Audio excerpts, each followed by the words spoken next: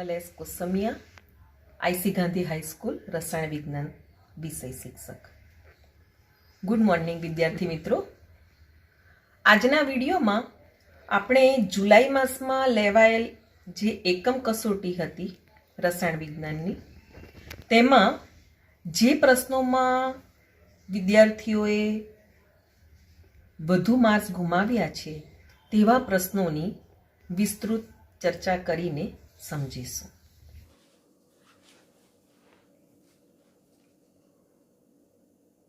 તેમાંનો પ્રથમ પ્રશ્ન વિભાગ ડી નો 5 ગુણનો પ્રશ્ન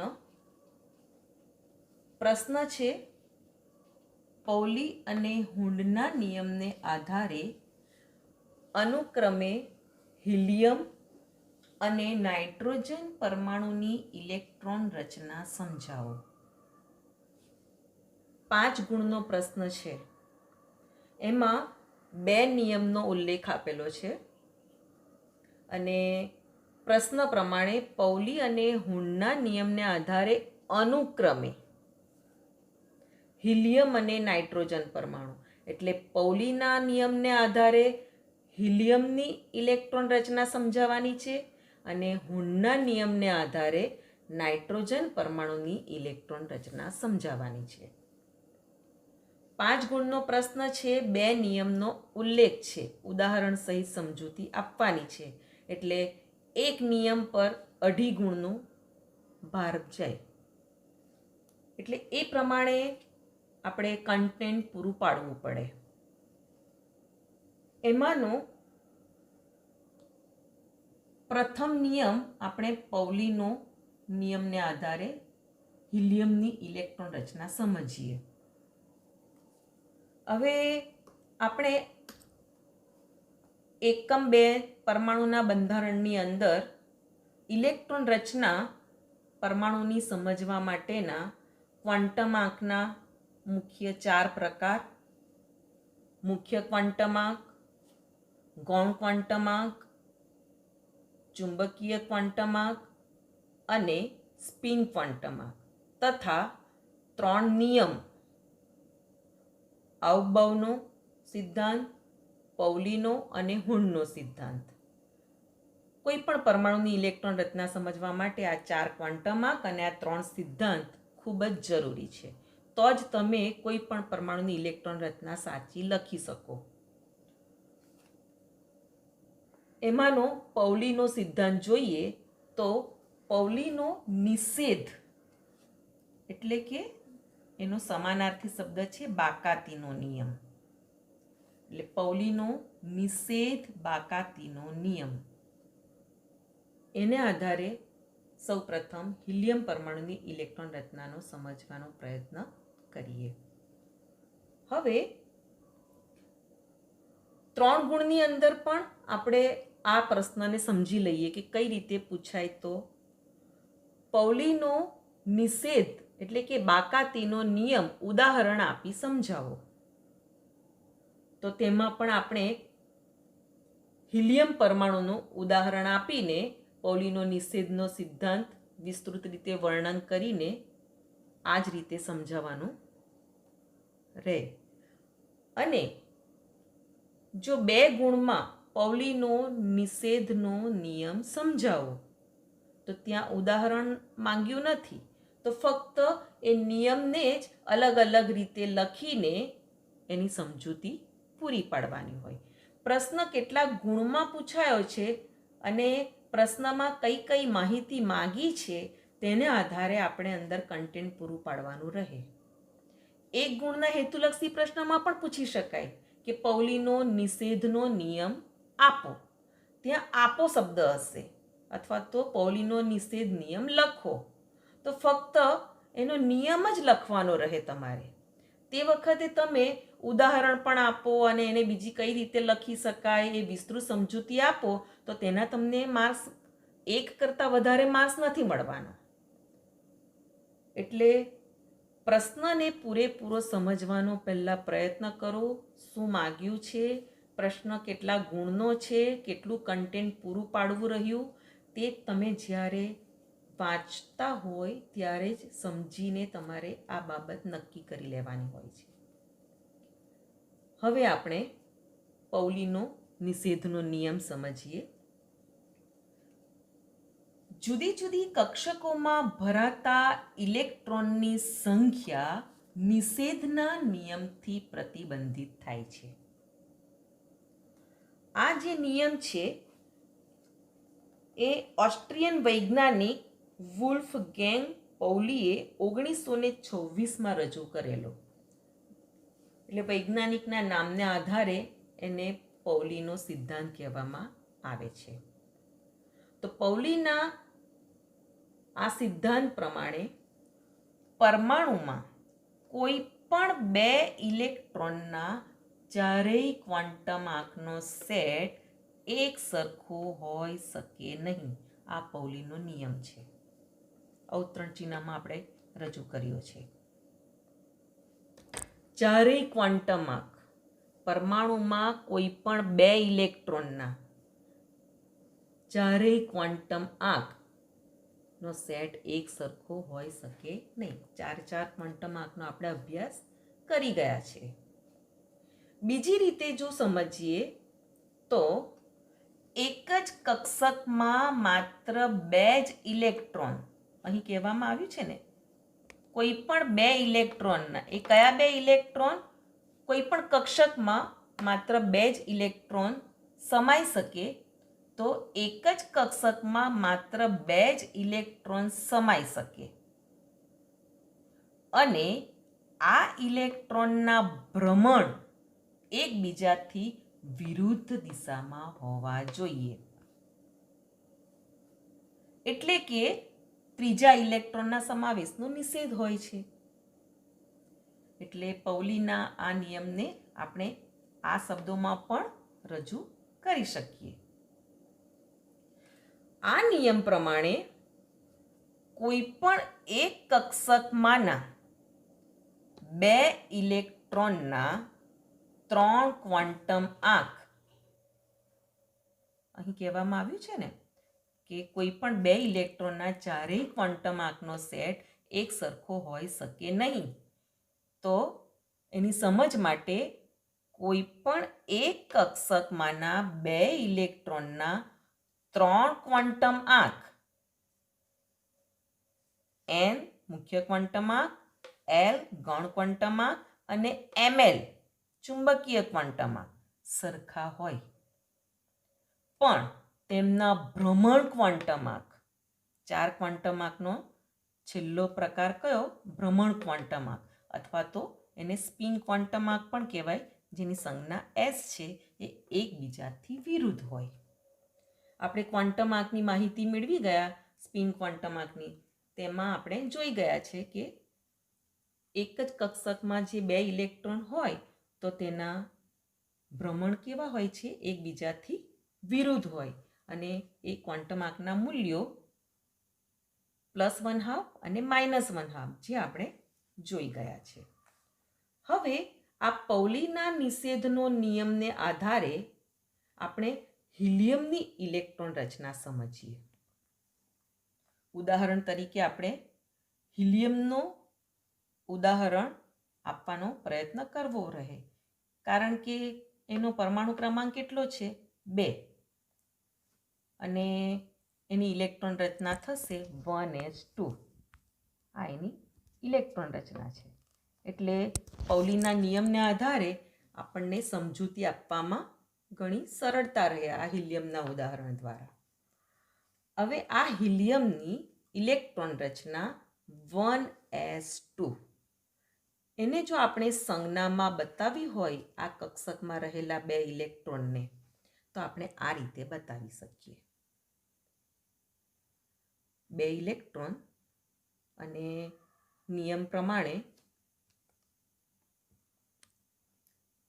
સ્પિન ક્વોન્ટમ આંક એકબીજાથી વિરુદ્ધ હોય તો એ બે ઇલેક્ટ્રોનનું આ ભ્રમણ સંજ્ઞામાં ઉપરની તીરની નિશાની અને બીજા ઇલેક્ટ્રોનને નીચેની તીરની નિશાની દ્વારા સંજ્ઞામાં આપણે બતાવ્યું છે.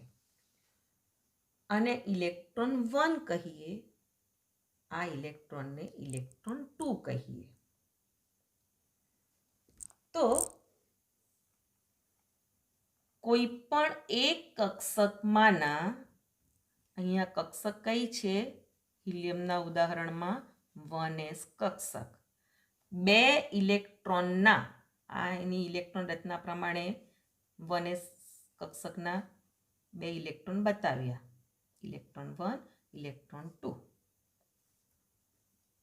તેમના 3 ક્વોન્ટમાંક n, l અને ml સરખા હોય પણ તેમના ભ્રમણ ક્વોન્ટમાંક સ્પિન એકબીજાથી વિરુદ્ધ હોય, તેને સમજવાનું છે આપણે. હવે 3 ક્વોન્ટમાંકમાંનો પહેલો ક્વોન્ટમાંક n એ આ બંને ઇલેક્ટ્રોનના સરખા છે તે સમજીએ.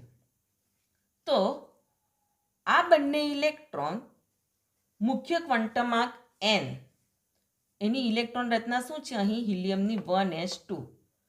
અહીંયા કક્ષકના પ્રકારની આગળનો જે અંક છે એ મુખ્ય ક્વોન્ટમાંક n નો ઉલ્લેખ કરે છે. તો અહીં s કક્ષકમાં રહેલા 2 ઇલેક્ટ્રોન s કક્ષક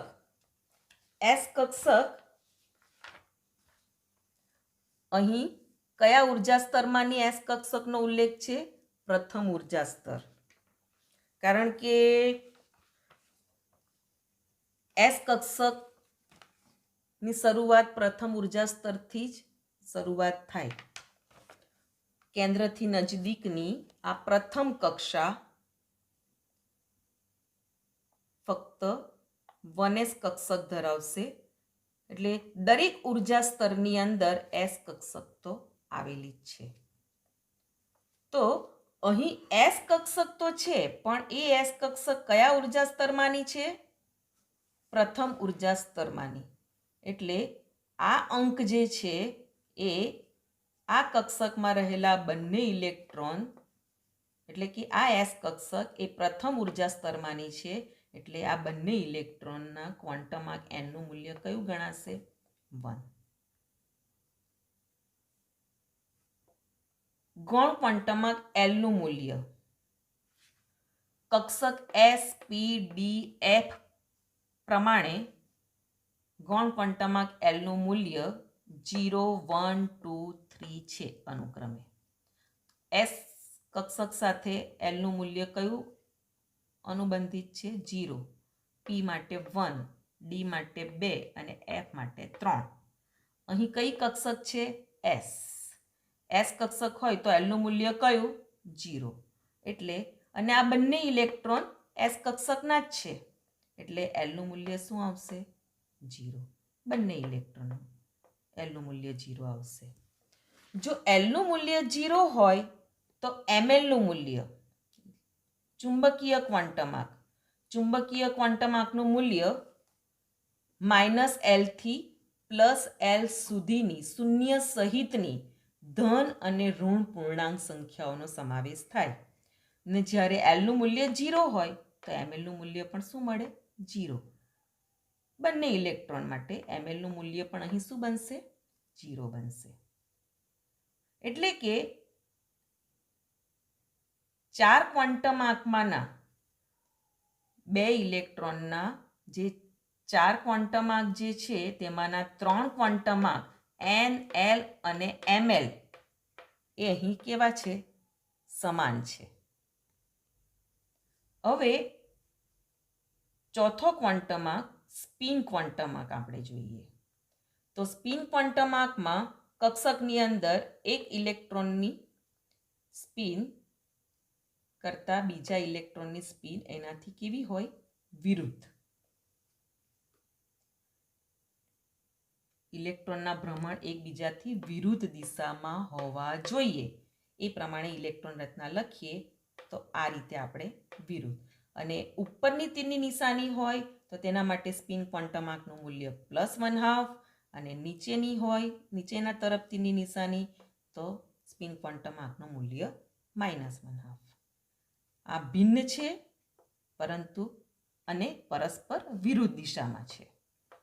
તો અહીંયા આપણે જોઈ શકીએ છીએ કે હિલિયમના ઉદાહરણને આધારે આ નિયમ આપણે હિલિયમના ઉદાહરણની સમજૂતી આપીએ તો એક જ કક્ષકમાં માત્ર 2 ઇલેક્ટ્રોન સમાઈ શકે અને આ ઇલેક્ટ્રોનના ભ્રમણ એકબીજાથી વિરુદ્ધ દિશામાં હોવા જોઈએ અને 3 ક્વોન્ટમમાં n, l અને ml સરખા, તેમના ભ્રમણ ક્વોન્ટમમાં s એકબીજાથી વિરુદ્ધ હોય છે. કોઈ પણ 2 ઇલેક્ટ્રોનના ચારેય ક્વોન્ટમ આંકનો સેટ એક સરખો હોઈ શકે નહીં, જે અહીં સાબિત થાય છે. હવે પૌલીનો જે સિદ્ધાંત છે એ પેટાકોષમાં સમાઈ શકતા ઇલેક્ટ્રોનની મહત્તમ સંખ્યા એટલે કે ઇલેક્ટ્રોનની ધારિતા એટલે કે કેપેસિટીની ગણતરીમાં મદદ કરે છે. એ આપણે જોઈ ગયા છીએ કે પેટાકોષ એસમાં એને કોઈ પેટા પ્રકાર નથી, એક જ કક્ષક, એટલે ને કોઈ પણ કક્ષકમાં વધુમાં વધુ કેટલા ઇલેક્ટ્રોન સમાઈ શકે? 2, એટલે 2 ઇલેક્ટ્રોન. એટલે પેટાકોષ એસ ફક્ત મહત્તમ ઇલેક્ટ્રોન કેટલા? 2. પેટાકોષ પીમાં પીના કેટલા પ્રકાર? 3, પીએક્સ, પીવાય અને પીઝેડ, અને દરેક કક્ષકમાં વધુમાં વધુ 2 ઇલેક્ટ્રોન સમાય, એટલે પીમાં 3 કક્ષકો એટલે મહત્તમ ઇલેક્ટ્રોન કેટલા થશે? 6. પેટાકોષ ડી જે 5 પેટા પ્રકાર ધરાવે છે, એટલે મહત્તમ ને દરેક કક્ષકમાં 2 ઇલેક્ટ્રોન એટલે 5 દુ 10 ઇલેક્ટ્રોન મહત્તમ થશે, અને પેટાકોષ એફમાં 7 કક્ષકો એટલે મહત્તમ 14 ઇલેક્ટ્રોન સમાઈ શકે. હવે પૌલીનો નિષેધના સિદ્ધાંતને આધારે હિલિયમની ઇલેક્ટ્રોન રચના આપણે સમજ્યા. હવે આપણે હુનના નિયમને આધારે નાઇટ્રોજન પરમાણુની ઇલેક્ટ્રોન રચના સમજીએ.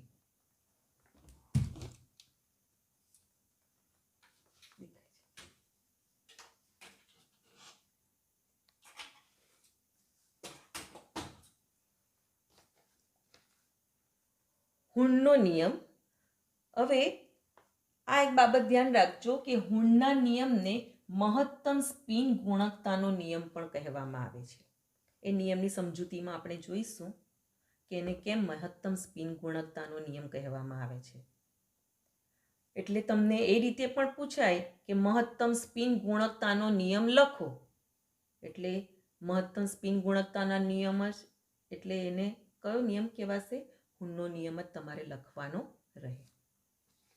હવે હુનનો નિયમ જે છે એ સમાન પેટાકોષ કોને કહેવાય તે આપણને ખબર હોવી જોઈએ.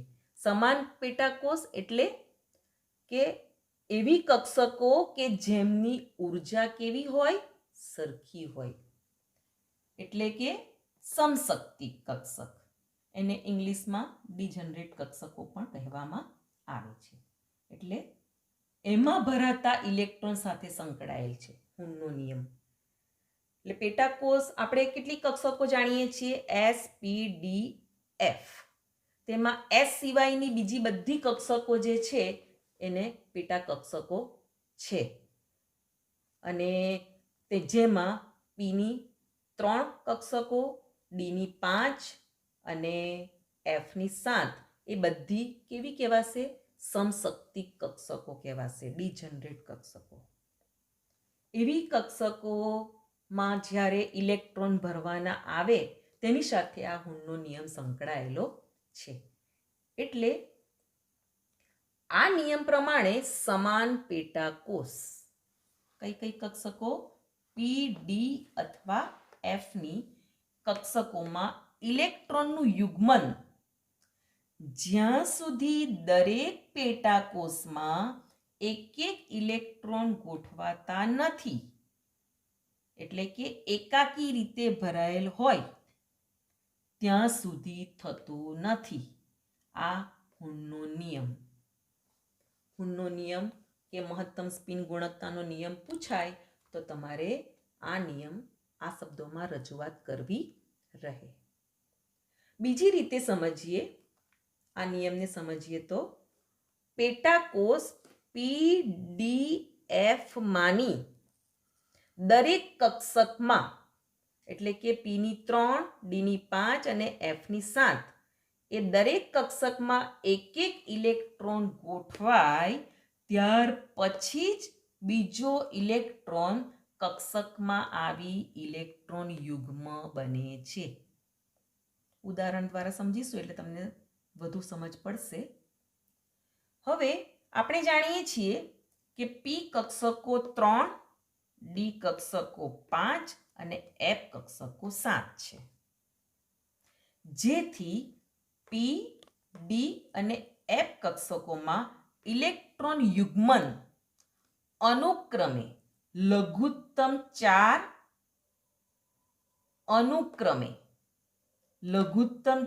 અનુક્રમે એટલે કે P કક્ષક માટે 4, D કક્ષક માટે 6 અને F કક્ષક માટે 8 ઇલેક્ટ્રોન હોય તો જ યુગ્મન શરૂ થશે. લઘુત્તમ કેટલા? P કક્ષક માટે 4, D કક્ષક માટે 6 અને F કક્ષક માટે 8 ઇલેક્ટ્રોન લઘુત્તમ હોય તો જ યુગ્મનની શરૂઆત થશે. સમજીએ આપણે. એમાં આપણે નાઇટ્રોજન પરમાણુનું ઉદાહરણ લઈને આપણે આ હુંડનો નિયમ સમજાવવાનો છે. તો નાઇટ્રોજન પરમાણુ, પરમાણુ ક્રમાંક 7, 4 ક્વોન્ટમ આંકના પ્રકાર અને આ 3 નિયમોને આધારે આપણે એની ઇલેક્ટ્રોન રચના લખીએ અને તે પણ સ્પેશિયલ હુંડનો નિયમ સમજાવવાનો હોય ત્યારે આપણે એની ઇલેક્ટ્રોન રચના કઈ રીતે લખવાની તે પણ ધ્યાન પર રાખવાનું છે. નાઇટ્રોજનનો પરમાણુ ક્રમાંક 7 એટલે ઇલેક્ટ્રોન રચના લખીએ તો 1s2, 2s2 અને આપણે આ રીતે આપણે એની ઇલેક્ટ્રોન રચના હુંડનો સિદ્ધાંતના આધારે જો ઇલેક્ટ્રોન રચના લખવાની ન હોય ને નાઇટ્રોજન પરમાણુની ઇલેક્ટ્રોન રચના લખો તો આપણે કઈ રીતે લખીએ? આ રીતે લખીએ. 1s2 પહેલા 1s કક્ષકમાં 2 ઇલેક્ટ્રોન ભરીએ, પછી 2s કક્ષક આઉટબાઉના સિદ્ધાંતને આધારે ન્યૂનતમ ઉર્જા ધરાવતી કક્ષકમાં ઇલેક્ટ્રોન સૌપ્રથમ ભરવામાં આવે અને એમાં પૂર્ણ ભરાઈ જાય ત્યાર પછી જ ઊંચી ઉર્જા ધરાવતી કક્ષકમાં ઇલેક્ટ્રોન દાખલ થાય. એટલે સૌથી ઓછી ઉર્જા ધરાવતી કક્ષક 1s, પછી 2s. કેટલા ઇલેક્ટ્રોન થયા? 4 ઇલેક્ટ્રોન ભરાઈ ગયા. હજી કેટલા બાકી છે? 3 બાકી રહ્યા. 7 પરમાણુ ક્રમાંક એટલે 7 ઇલેક્ટ્રોન આપણે ભરવાના છે. એટલે હવે હજી 3 ઇલેક્ટ્રોન બાકી રહ્યા. આના પછી કઈ કક્ષકમાં ઇલેક્ટ્રોન ભરવાનો આવશે? 2p કક્ષકમાં, કે જેના 3 પેટા વિભાગ પડે છે, 2px, 2py અને 2pz. પણ હમણાં આપણે 2px, 2py, 2pz અલગ નથી કરતા, પરંતુ આપણે ઇલેક્ટ્રોન રચના લખવી છે કે નાઇટ્રોજન પરમાણુની ઇલેક્ટ્રોન રચના લખો તો આપણે આ રીતે લખીએ. પણ હુંડના નિયમને આધારે ઇલેક્ટ્રોન રચના લખવાની હોય તો આપણે આ જ રીતે લખવી પડે. આ એક ધ્યાન રાખજો. તો 4 ઇલેક્ટ્રોન થઈ ગયા, હજી 3 ઇલેક્ટ્રોન બાકી ને P કક્ષકમાં હવે ઇલેક્ટ્રોન આપણે ભરવાનું આવે છે અને P કક્ષકમાં વધુમાં વધુ કેટલા ઇલેક્ટ્રોન ભરાય? 6. એટલે હવે 3 જ ઇલેક્ટ્રોન ભરવાના બાકી છે એટલે આપણે શું લખીએ? 2p3. એટલે આ નાઇટ્રોજન પરમાણુની ઇલેક્ટ્રોન રચના થઈ. અહીં આપણે હુંડના નિયમને આધારે ઇલેક્ટ્રોન રચના નાઇટ્રોજન પરમાણુના ઉદાહરણ દ્વારા સમજાવવાનું છે. એટલે આપણે આ જ રીતે ઇલેક્ટ્રોન રચના લખવી રહે. અને નાઇટ્રોજન સિવાય કોઈ પણ પરમાણુની ઇલેક્ટ્રોન રચના તમને પ્રશ્નમાં પૂછાય કે ફ્લોરિનની ઇલેક્ટ્રોન રચના કે ઓક્સિજનની ઇલેક્ટ્રોન રચના કે નાઇટ્રોજનની ઇલેક્ટ્રોન રચના હુંડના નિયમને આધારે લખો તો તમારે આ જ રીતે લખવી રહે કે એમાં છેલ્લા ઇલેક્ટ્રોન સમાન પેટાકોષમાં જો ભરાતા હોય P, D અને Fમાં તો એ કક્ષકને આવી રીતે પેટાકોષની સંજ્ઞા દ્વારા અલગ અલગ, દાખલા તરીકે P કક્ષકને PX, PY અને PZ તો આ રીતે લખવાનું. હવે અહીં 2p ની અંદરના 3 ઇલેક્ટ્રોન એને આ રીતે આપણે લખવા પડે 1s2 2s2 2px 2py 2pz પહેલાં લખી નાખવાનું. 4 ઇલેક્ટ્રોન ભરાઈ ગયા, 5, 6 અને 7. દરેક કક્ષકમાં એક એક ઇલેક્ટ્રોન ગોઠવાય ત્યાર પછી જ બીજો ઇલેક્ટ્રોન કક્ષકમાં આવીને ઇલેક્ટ્રોન યુગ્મ બને. એટલે હુનના નિયમના આધારે આપણે 2px2 ન લખાય, કારણ કે કેટલા પી 1sના 2 2sના 2 4 ઇલેક્ટ્રોન તો થઈ ગયા, 3 ઇલેક્ટ્રોન ભરવાના છે. તો કોઈ પણ કક્ષકમાં 2 ઇલેક્ટ્રોન ભરાય. પૌલીના સિદ્ધાંતમાં આપણે જોઈ ગયા. તો આ 2px ની અંદર આપણે 2 ઇલેક્ટ્રોન રચના લખીએ તો ન ચાલે, આ રીતે ઇલેક્ટ્રોન રચના લખીએ તો ન ચાલે. 1s2 2s2 2px2 અને કારણ કે કોઈ પણ કક્ષકમાં વધુમાં વધુ 2 ઇલેક્ટ્રોન ભરાય તો આમાં 2 ભરીને પછી આમાં 1 ભરીએ, પણ ના, આ ઇલેક્ટ્રોન રચના ખોટી છે. 4 ક્વોન્ટમાર્ક અને 3 સિદ્ધાંત ને સાથે રાખીને આપણે કોઈ પણ પરમાણુની ઇલેક્ટ્રોન રચના લખીએ તો તે આપણી સાચી પડે. એટલે હુનના સિદ્ધાંતને આધારે નાઇટ્રોજનની ઇલેક્ટ્રોન રચના જ્યારે બતાવીએ ત્યારે અહીંયા 2pxમાં 1, 2pyમાં 1 અને 2pzમાં 1 આવી રીતે બતાવવી પડે. ને એને આપણે સંજ્ઞામાં જો બતાવીએ આ 2px 2py અને 2pzને, તો એનું સ્પિન 1 ઇલેક્ટ્રોન છે, એક જ ઇલેક્ટ્રોન કક્ષકમાં હોય તો એનું સ્પિન ઇલેક્ટ્રોનની તીરની નિશાની આપણે ઉપરની તરફ બતાવીએ. હવે જો આ રીતે બતાવીએ તો 2pxના 2 ઇલેક્ટ્રોન આવી રીતે, તો અહીં આની +1/2 અને આનું -1/2 સ્પિન ક્વોન્ટમાર્કનું મૂલ્ય, એટલે તટસ્થ થઈ જાય. ફક્ત આ એક જ ઇલેક્ટ્રોનનું +1/2 મૂલ્ય. જ્યારે આ રીતે ઇલેક્ટ્રોન રચના લખીએ તો આ +1/2, આમાં પણ +1/2 અને આમાં પણ +1/2, એટલે સ્પિન કેવી રહે છે? મહત્તમ. એટલા માટે જ એને હુનના સિદ્ધાંતને મહત્તમ સ્પિન ગુણકતાનો નિયમ પણ કહેવામાં આવે છે.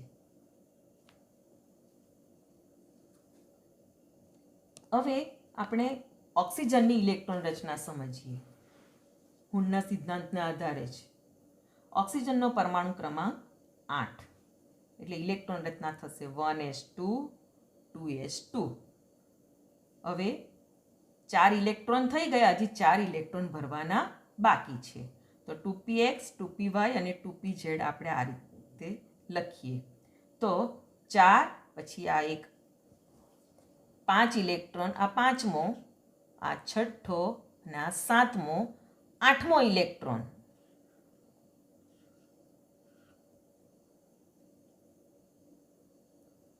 એકાકી ઇલેક્ટ્રોન એક ઇલેક્ટ્રોન ગોઠવાય ત્યાર પછી જ બીજો ઇલેક્ટ્રોન કક્ષકમાં આવી ઇલેક્ટ્રોન યુગ્મ બને. અહીંયા ઓક્સિજનના 8 પરમાણુ ક્રમાંકને આધારે 4 ઇલેક્ટ્રોન થઈ ગયા, 4 ભરવાના બાકી છે. તો એક ઇલેક્ટ્રોન ભરાઈ જાય ત્યાર પછી જ એકાકી એક ભરાઈ જાય ત્યાર પછી જ ઇલેક્ટ્રોન કક્ષકમાં આવીને ઇલેક્ટ્રોન યુગ્મ બને. તો અહીંયા 4 પછીના 5 6 7 પછી 8મો ઇલેક્ટ્રોન એક ભરાયા પછી અહીંયા યુગ્મ ઇલેક્ટ્રોન યુગ્મ બન્યો. એટલે આ નિયમ આપણે સમજવા માટે પી કક્ષકમાં લઘુત્તમ ઇલેક્ટ્રોન કેટલા 4 હોય ત્યાર પછી જ ઇલેક્ટ્રોન યુગ્મની બનવાની શરૂઆત થાય. 3 અને આ એક 4, એટલે લઘુત્તમ 4 ઇલેક્ટ્રોન પી કક્ષક માટે હોય તો જ ઇલેક્ટ્રોન યુગ્મ શરૂઆત થશે. હવે આપણે હેતુલક્ષી પ્રશ્ન વિભાગ એ ની અંદર 5મો ક્વેશ્ચન પણ પૂછાયો છે. ક્રોમિયમની ધરા સ્થિતિમાં ઇલેક્ટ્રોન રચના, તેને પણ આપણે હુનના સિદ્ધાંતને આધારે પણ સમજીએ અને કઈ રીતે એની ઇલેક્ટ્રોન રચના લખાય તે પણ સાથે સમજી લઈએ. ક્રોમિયમનો પરમાણુ ક્રમાંક 24. આપણે જો એની ઇલેક્ટ્રોન રચના લખીએ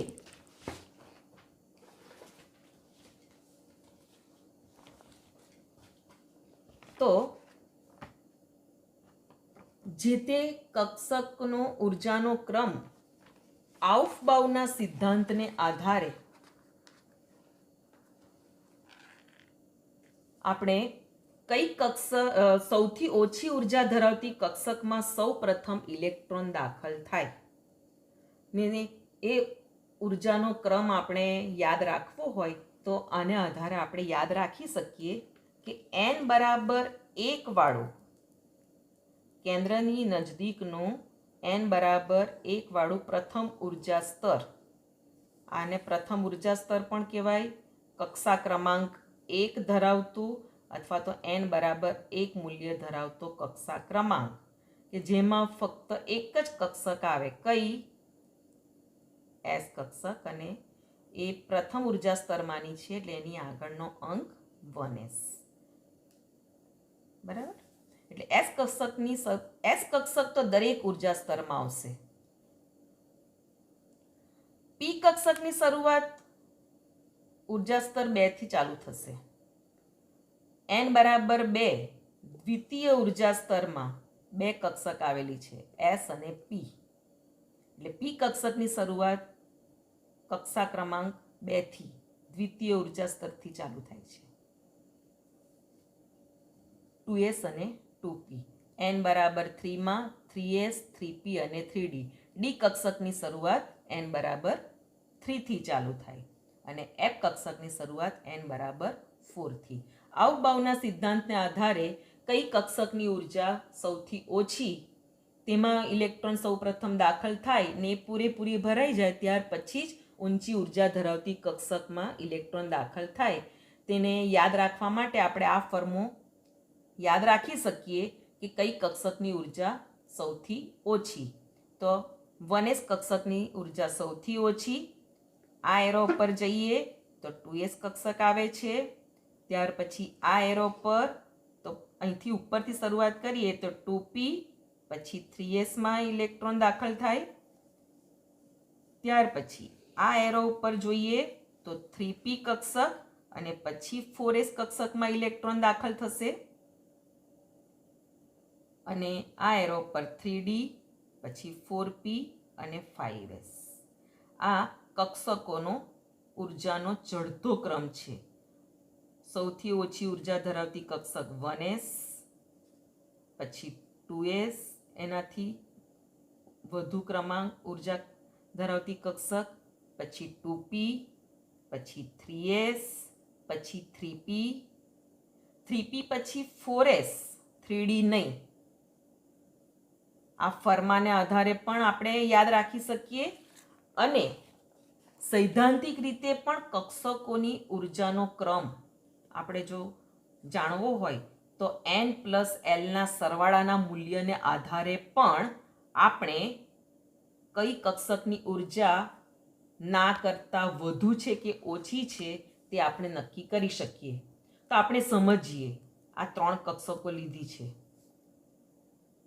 આમ આપણે જોવા જઈએ તો n બરાબર 3 વાળી કક્ષામાં 3s, 3p અને 3d આ 3 કક્ષકો હોય, પણ આપણે 3s કક્ષકની અંદર ઇલેક્ટ્રોન ભરીએ ત્યાર પછી 3p અને ત્યાર પછી 4s માં ભરીએ છીએ, 3d માં નથી ભરતા. એનો અર્થ કે 3d કક્ષકની ઉર્જા વધુ હોવી જોઈએ. કોના કરતા? 4s કરતા. તો આ ફરમાને આધારે તો આપણે જાણી શકીએ છીએ કે 3p પછી 4s કક્ષકની ઉર્જા 4s માં ઇલેક્ટ્રોન જશે અને ત્યાર પછી 3d માં જશે, કારણ કે 4s કક્ષકની ઉર્જા 3d કરતાં ઓછી છે. હવે આપણે એને સૈદ્ધાંતિક રીતે જો સમજવું હોય તો એને આપણે આ સૈદ્ધાંતિક રીતે n પ્લસ એલના સરવાળાના મૂલ્યને આધારે પણ આપણે જે તે કક્ષક કોના કરતાં વધુ છે ઉર્જામાં અને ઓછી છે તે આપણે નક્કી કરી શકીએ.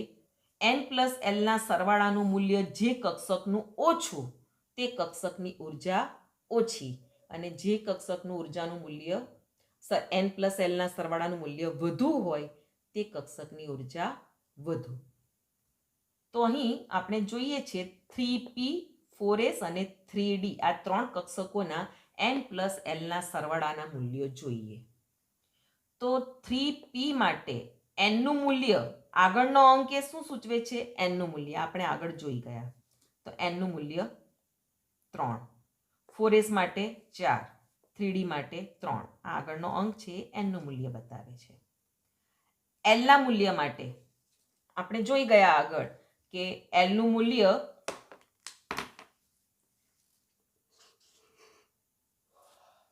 ઝીરો, 1, 2, 3 એને અનુબંધિત S, P, D અને F. અહીં કક્ષક કઈ છે? P. P કક્ષક હોય તો L નું મૂલ્ય કેટલું? 1. S કક્ષક માટે 0, D કક્ષક માટે 2. હવે ત્રણે ત્રણ કક્ષકો n પ્લસ l ના સરવાળાના મૂલ્યો આપણે જોઈએ. તો અહીં 4 થાય છે, 4s માં પણ 4 થાય છે અને 3d માં 5 થાય છે. હવે આપણે જોયું અહીં કે 3s પછી કઈ કક્ષકમાં ઇલેક્ટ્રોન ભરાશે? 3p માં, અને પછી 4s માં ભરાય. 3s પછી 3p અને 3p પછી 4s માં ભરાય છે, 3d માં નથી ભરાતો. તો અહીં આપણે જોઈ શકીએ છીએ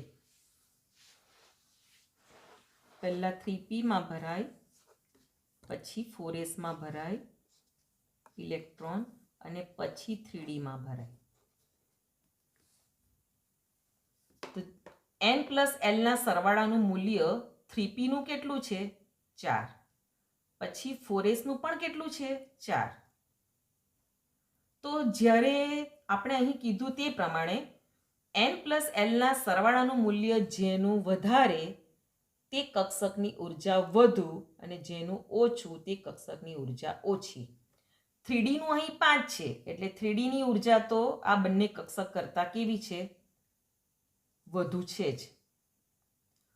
પરંતુ 3p અને 4s એમાં 3p નું ઉર્જાનું મૂલ્ય, એમાં ઇલેક્ટ્રોન પ્રથમ ભરીએ છે, પછી 4s માં ભરીએ છે. અહીં આપણે જોઈએ છે કે n પ્લસ l ના સરવાળાનું મૂલ્ય 3p નું પણ 4 છે અને 4s નું પણ 4 છે. તો n પ્લસ l ના સરવાળાના મૂલ્ય જે કક્ષક માટે સરખું આવે તો તે વખતે એના મુખ્ય ક્વોન્ટમમાં n નું મૂલ્ય જોવાનું. n નું મૂલ્ય જેનું ઓછું તો તે કક્ષકની ઉર્જા ઓછી. તો અહીં 3p કક્ષકના અને 4s કક્ષકનું n પ્લસ l નું સરવાળાનું મૂલ્ય સરખું છે, પણ અહીં n નું મૂલ્ય ઓછું છે એટલે આ કક્ષકની ઉર્જા ઓછી અને આ કક્ષકની ઉર્જા વધુ કહેવાશે. 3d નું તો 5 છે એટલે 3p કક્ષકની ઉર્જા ઓછી, એના કરતાં વધુ 4s ની અને 4s કરતાં 3d ની. એટલે પહેલા ઇલેક્ટ્રોન 3p માં ભરાશે, પછી 4s માં અને પછી 3d માં. આના પ્રમાણે પણ 3p પછી 4s અને પછી 3d.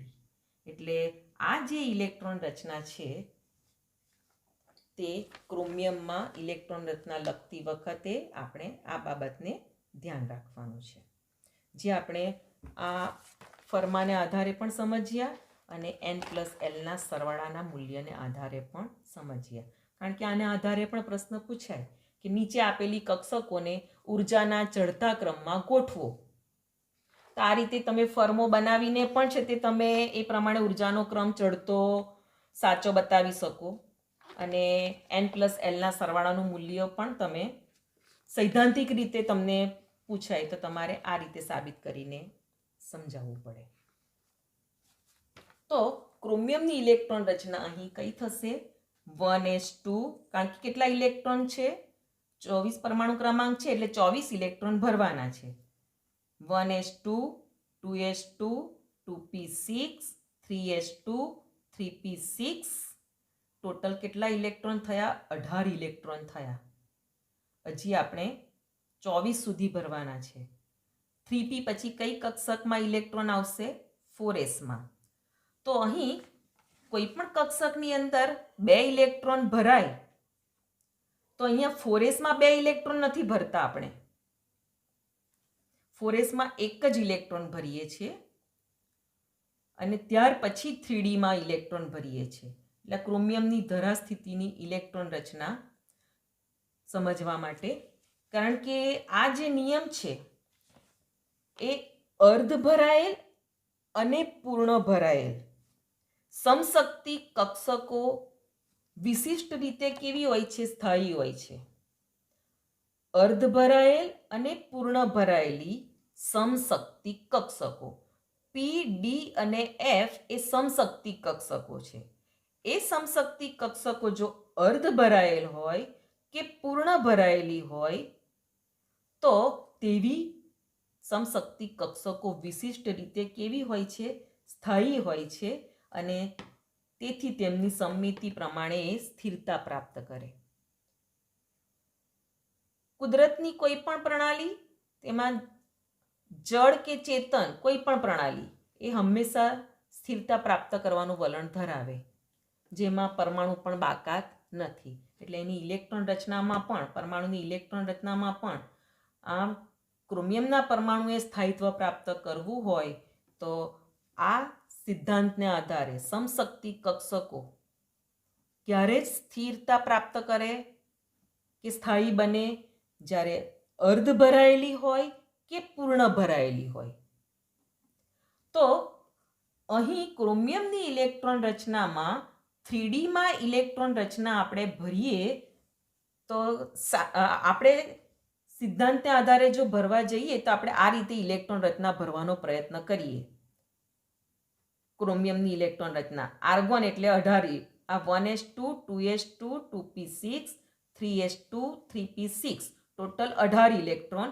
18 ઇલેક્ટ્રોન ધરાવતું નિષ્ક્રિય વાયુ સમૂહનું તત્વ છે આર્ગોન અને એને ચોરસ કૌંસમાં બતાવવું પડે. એટલે ટૂંકમાં ઇલેક્ટ્રોન રચના લખવી હોય ક્રોમિયમની તો આ બધી કક્ષકો ન બતાવીએ અને આપણે 18 ઇલેક્ટ્રોન સુધીનું છે તો આર્ગોનને પણ આપણે આવી રીતે બતાવી શકીએ, ચોરસ કૌંસમાં બતાવવું પડે.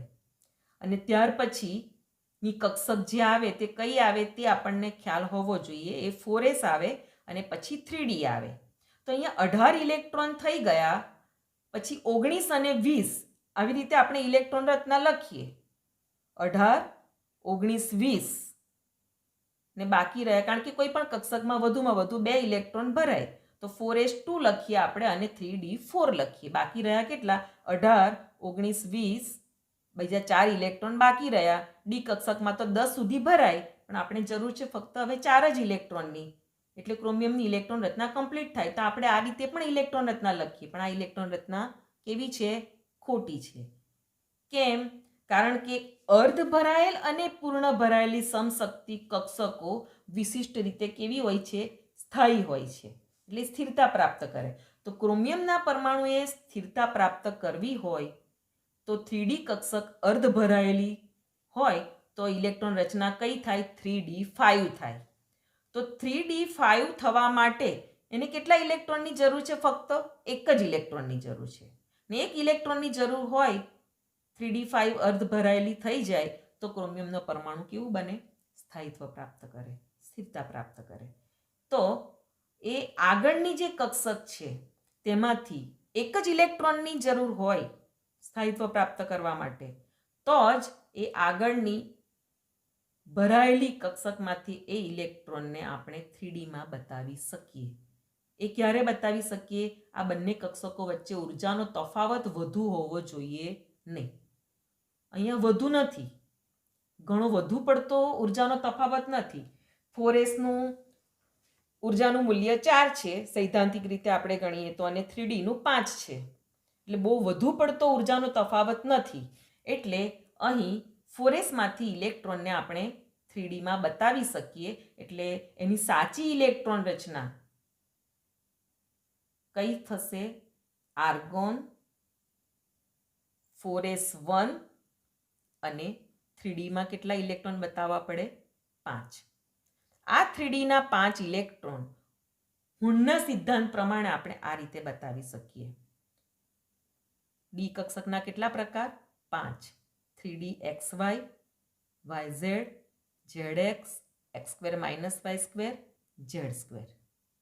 એટલે ક્રોમિયમની ધરા સ્થિતિમાં ઇલેક્ટ્રોન રચના આપણે આ રીતે લખી શકીએ. પૂરેપૂરું બતાવવું હોય તો 1s2 2s2 2p6 3s2 3p6 18 આ 19 અને એકાકી તો આ પરમાણુ પણ સ્થાયી બને છે.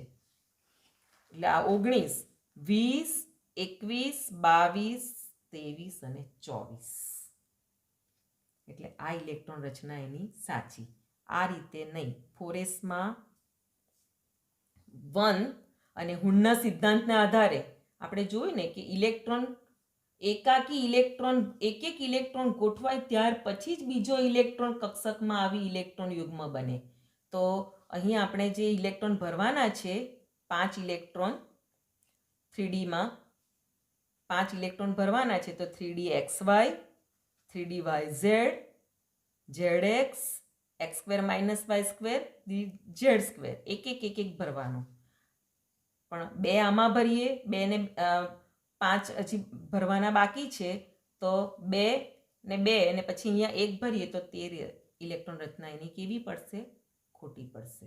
હુનના સિદ્ધાંતના આધારે પણ, કારણ કે હુનના સિદ્ધાંતના આધારે અર્ધ ભરાયેલી કક્ષક હોય કે પૂર્ણ ભરાયેલી તો તે સમશક્તિ કક્ષકો સ્થાયિત્વ પ્રાપ્ત કરે અને સ્થાયિત્વ પ્રાપ્ત કરવાનું વલણ કોઈ પણ પ્રણાલી ધરાવતી હોય છે. એટલે ક્રોમિયમની ધરા સ્થિતિમાં સાચી ઇલેક્ટ્રોન રચના તમે આ લખો. આ હુનના સિદ્ધાંતના આધારે. હુનના સિદ્ધાંતના આધારે પૂછાય તો તમારે આ જ રીતે લખવું પડે. જો હુનના સિદ્ધાંતનો ઉલ્લેખ નહીં હોય તો તમે આ રીતે પણ લખી શકો. ડાયરેક્ટ ડીમાં આ જે 5 ઇલેક્ટ્રોન છે તેને D5 તરીકે ટોટલ પણ ઇલેક્ટ્રોન 3D5 પણ બતાવી શકો. આ ઇલેક્ટ્રોન રચના ક્રોમિયમની ધરા સ્થિતિની.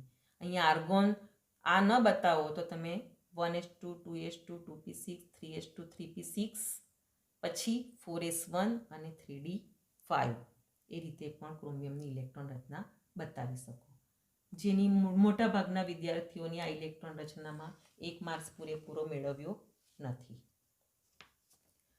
એટલે આ ક્રોમિયમની અર્ધ ભરાયેલી એના પ્રમાણે. ક્રોમિયમ સાથે આપણે કોપરનું પણ સમજી લઈએ. કારણ કે 21 થી 30 ઝીંકથી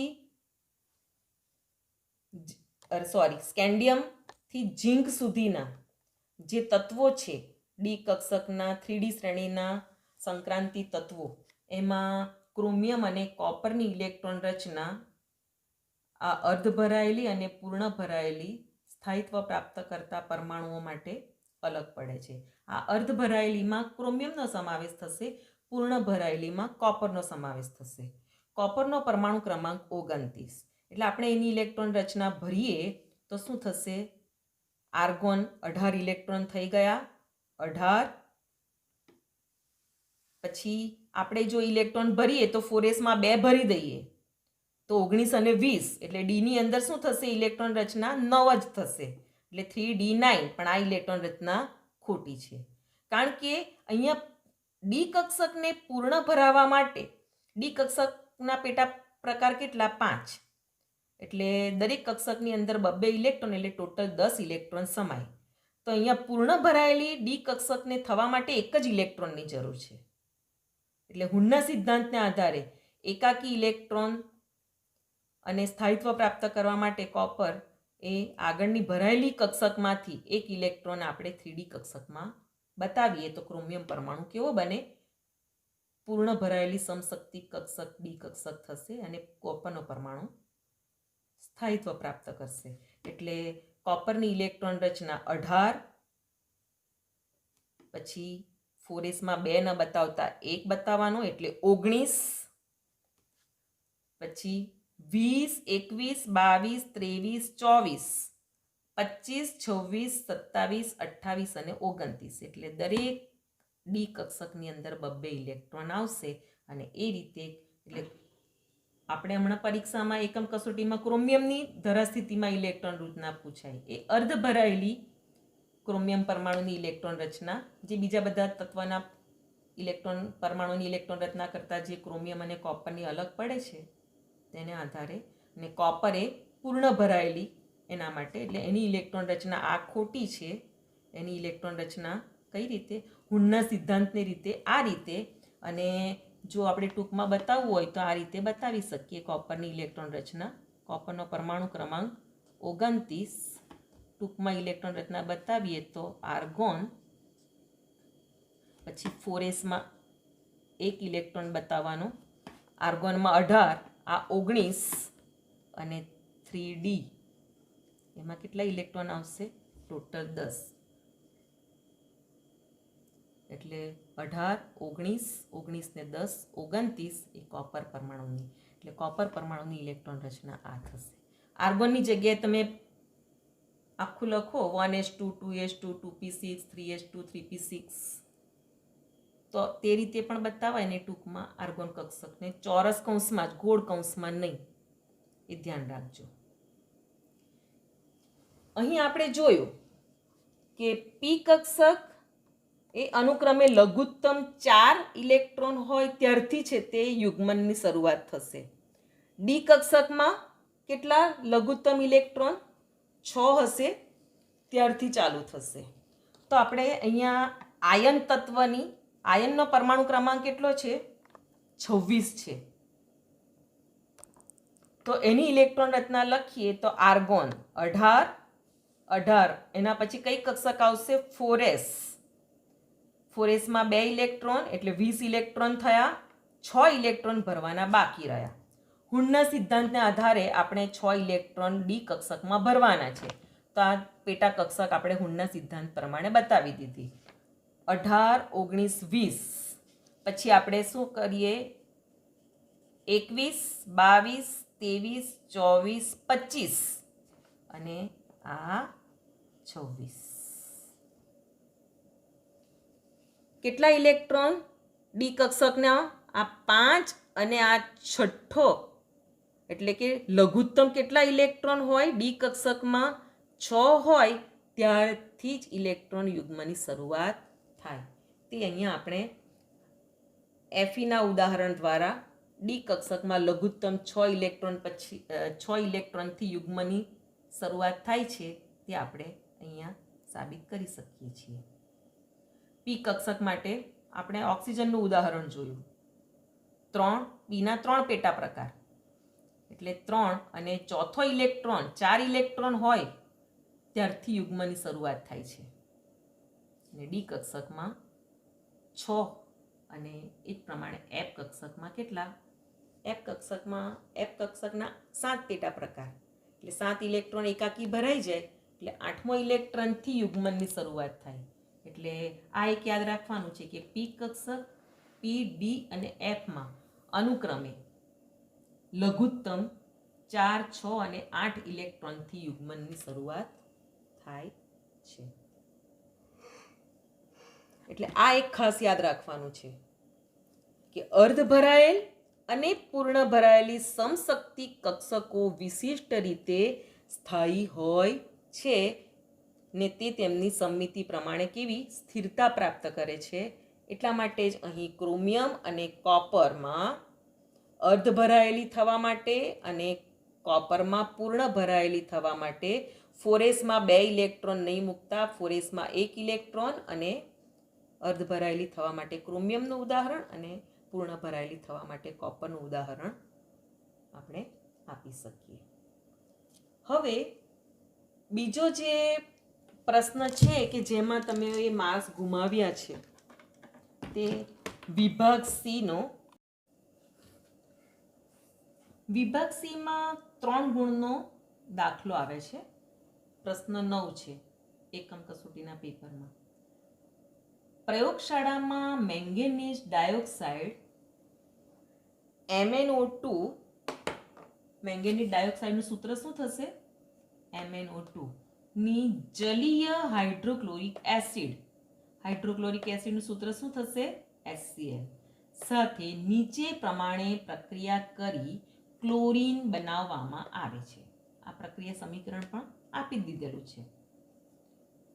મેંગેનીઝ ડાયોક્સાઇડ MnO2 ની જલીય હાઇડ્રોક્લોરિક એસિડ, એક્વેયસ, જલીય એટલે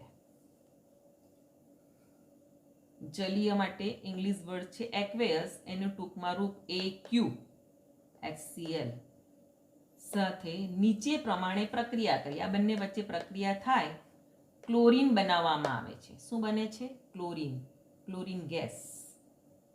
સમીકરણ આપી દીધેલું છે દાખલામાં તમને. તો 5 ગ્રામ મેંગેનીઝ ડાયોક્સાઇડ સાથે HCl ના કેટલા ગ્રામ પ્રક્રિયા કરશે? અને દાખલાની રકમમાં તમને પરમાણ્વીય દળ મેંગેનીઝ અને ક્લોરીનના આપી દીધા છે. મેંગેનીઝનું 55 યુનિફાઈડ માસ એટલે યુ સંજ્ઞા છે 35.5. આટલી માહિતી તમને આપી છે દાખલામાં. દાખલાની આ રકમમાં સમીકરણ આપ્યું છે અને આ બાબત આપણે શોધવાની છે કે 5 ગ્રામ મેંગેનીઝ ડાયોક્સાઇડ સાથે HCl ના કેટલા ગ્રામ પ્રક્રિયા કરશે. આપેલી માહિતીમાં આ બંનેના પરમાણ્વીય દળ આપ્યા છે. હવે આ દાખલો આપણે ગણવો હોય તો આ પરમાણ્વીય દળ આપ્યા છે એટલે આ માહિતી શોધવા માટે અહીં આ દાખલામાં આપણને MnO2 અને હાઇડ્રોક્લોરિક એસિડ HCl એ બંનેના મોલર દળ એટલે કે આણ્વીય દળની જરૂરિયાત રહેશે. તો અહીં પહેલા મોલર દળ શોધી નાખવું અને એની ગણતરી અવશ્ય બતાવવી. મોટાભાગના વિદ્યાર્થીઓએ ડાયરેક્ટ જ ગણતરી બતાવ્યા વગર જ મોલર દળનો ઉલ્લેખ દાખલાની રકમમાં અને પદ મૂકવામાં કરેલ છે. પૂરા માર્ક્સ મેળવવા હોય તો આણ્વીય દળની ગણતરી પણ અવશ્ય બતાવવી. તેમાં આપણે HCl નું મોલર દળ શોધવું હોય તો આપણને કોના કોના પરમાણ્વીય દળની જરૂરિયાત પડે? ક્લોરીનના અને હાઇડ્રોજનના. MnO2 નું મોલર દળ શોધવું હોય તો મેંગેનીઝનું પરમાણ્વીય દળ ખબર હોવી જોઈએ અને ઓક્સિજનનું. હવે આ દાખલામાં તો બેના જ પરમાણ્વીય દળ આપેલા છે, મેંગેનીઝ અને ક્લોરીનના. HCl માં આપણને Cl ના મળી રહેશે, હાઇડ્રોજનના નથી ખબર. હાઇડ્રોજનના તો આપણને યાદ પણ રહે કે એનું પરમાણ્વીય દળ 1 છે. પરંતુ MnO2 માં ઓક્સિજનની નથી ખબર આપણને, પણ તમારે જોઈ લેવાનું. ક્વેશ્ચન પેપરમાં આગળ વિભાગ બી માં છઠ્ઠો જે દાખલો પૂછાયેલો છે તેમાં પરમાણ્વીય દળ જરૂરી હતા તો ત્યાં આપેલા છે પરમાણ્વીય દળ. એમાં ખાંડની સાંદ્રતા શોધવાનો દાખલો છે, ખાંડના દ્રાવણની સાંદ્રતા શોધવાનો. તો ત્યાં હાઇડ્રોજન અને ઓક્સિજનના પરમાણ્વીય દળનો ઉલ્લેખ છે. એટલે આ પણ તમારે ખાસ ધ્યાન રાખવાનું છે કે ક્વેશ્ચન પેપર એક તો પહેલેથી ક્રમશઃ તમારે આખું પહેલાં વાંચી જવાનું. બોર્ડના પેપર હોય કે છે તે પ્રથમ સત્રાંત પરીક્ષાનું કે દ્વિતીય સત્રાંત, તો એમાં ક્વેશ્ચન પેપરમાં પ્રશ્નની શરૂઆત થાય તે પહેલાં અમુક સૂચનાઓ લખેલી હોય છે. એ સૂચનાઓને પહેલાં વાંચી જવાની. જ્યાં પણ એ સૂચનામાં પણ ઘણીવાર આખા ક્વેશ્ચન પેપરની અંદર પૂછાતા દાખલાઓમાં જે પરમાણુના પરમાણ્વીય દળની જરૂરિયાત હોય, કોઈક વાર અચળાંક, ધારો કે પ્લાન્ક અચળાંક, પ્રકાશના વેગ c, એના પણ મૂલ્યો કોઈક વાર સૂચનામાં આપી દેવામાં આવતા હોય છે. ન આપેલા હોય તો અમુકના તો મોઢે કરી જ દેવાના એકમ સહિત તમારે.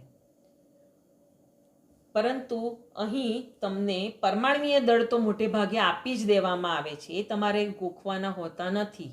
એને દાખલામાં જરૂરિયાત હોય તેવા પરમાણ્વીય દળ પેપરમાં અવશ્ય આપેલ હોય જ છે. અહીં આ દાખલામાં ફક્ત આના આપેલા છે, હાઇડ્રોજન અને ઓક્સિજનના નથી આપેલા. એનું કારણ શું છે કે આ જ પેપરની અંદર આગળના ક્વેશ્ચનની અંદર દાખલામાં એના પરમાણ્વીય દળનો ઉલ્લેખ આવી જાય છે, એટલે નથી આપ્યા. એટલે આ પ્રમાણેની બાબત પણ તમારે ધ્યાન પર લેવાની છે. હવે આ દાખલાને ગણવા માટે મેં તમને આનો ઉલ્લેખ કર્યો કે મોલર દળ પહેલાં શોધી નાખવાના અને એનો જે છેલ્લો જે મોલર દળનો જવાબ આવે તેની પાછળ એકમ લખવાનું ખાસ ભૂલશો નહીં. કોઈ પણ દાખલાની અંદર તમે નાની નાની જે પણ ગણતરી આવે અને એ ગણતરીના મૂલ્ય પછી એનો એકમ અવશ્ય નોંધવો. નહીં તે એકમ નહીં. દાખલા તરીકે આ દાખલો 3 ગુણનો છે. તમે આ બંને માહિતી શોધી, મોલર દળ, આ એકમ પણ લખ્યો તમે, બધું જ બરાબર છે. HClનું મોલર દળ શોધ્યું, આ એકમ લખ્યો. આ બધા સ્ટેપ આપ્યા છે, એમાં પણ એકમની શરૂઆત કરી છે. છેલ્લો જવાબ તમે આ કાઢ્યો અને અહીંયા એકમ નથી લખ્યો.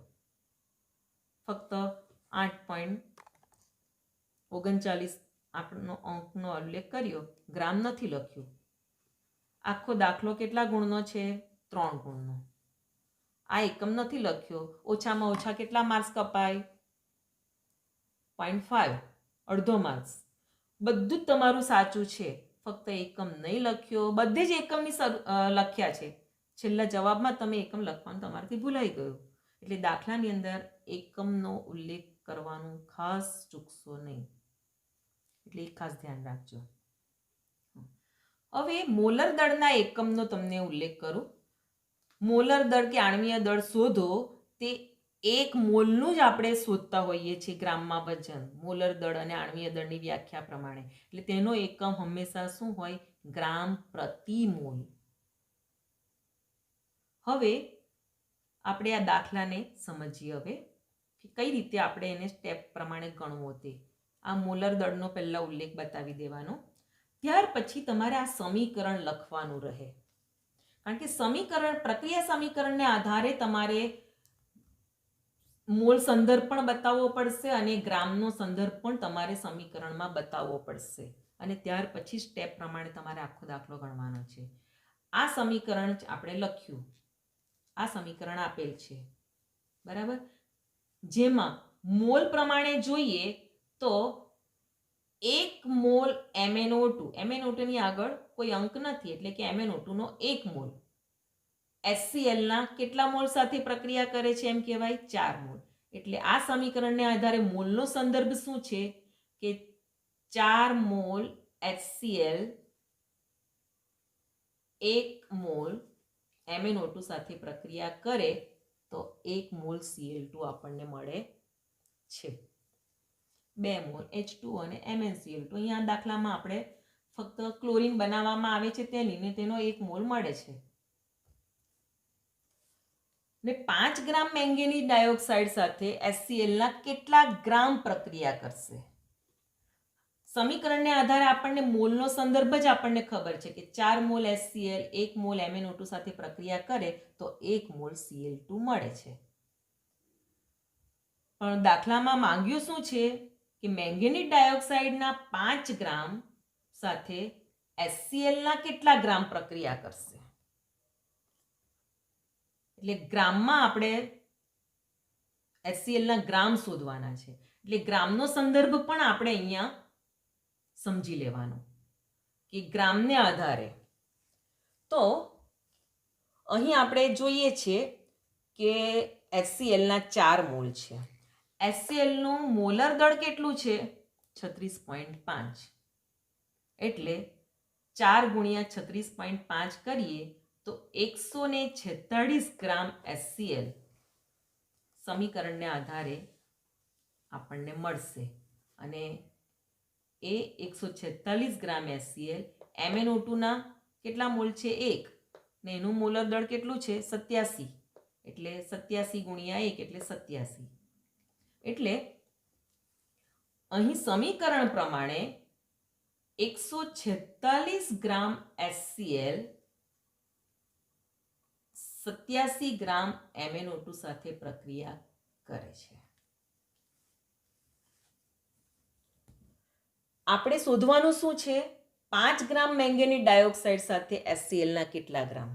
આ સમીકરણ પ્રમાણે 87 ગ્રામ MnO2 સાથે 146 ગ્રામ HCl પ્રક્રિયા કરે. એટલે પ્રક્રિયા સમીકરણ ઉપરથી 1 મોલ MnO2 સાથે 4 મોલ HCl પ્રક્રિયા કરે છે, આ વાક્ય રચના લખવી જરૂરી છે. મોટાભાગના વિદ્યાર્થીઓએ ડાયરેક્ટ બસ આ રીતેનો ઉલ્લેખ બતાવીને કિંમત મૂકી દીધી, આ સ્ટેપ જ લખીને. તેનાથી તમને પૂરા 3 ગુણ નહીં મળશે. સમીકરણ લખો, સમીકરણને આધારે મોલ સંદર્ભ બતાવો, આવી રીતે ગ્રામનો સંદર્ભ પણ સમીકરણને આધારે બતાવો, અને પછી દાખલામાં શું માગ્યું છે તેને આધારે તમારે સ્ટેપ લખવાના. તો પ્રક્રિયા સમીકરણ ઉપરથી શું માહિતી મળે છે કે 1 મોલ MnO2 સાથે 4 મોલ HCl પ્રક્રિયા કરે છે. એટલે 1 મોલ MnO2 બરાબર 4 મોલ HCl. હવે એને આપણે ગ્રામમાં કન્વર્ટ કરીએ તો 1 ગુણ્યા MnO2 ના 87 ગ્રામ એટલે 87 ગ્રામ, અને 4 મોલ HClના 36.5 સાથે ગુણાકાર કરતા 146 ગ્રામ, એટલે 87 ગ્રામ બરાબર 146 ગ્રામ થશે. આમ હવે આપણે પદ મૂકીએ કે 87 ગ્રામ MnO2 સાથે 146 ગ્રામ HCl પ્રક્રિયા કરે છે. કારણ કે આપણે HCl નું ગ્રામમાં વજન શોધવાનું છે.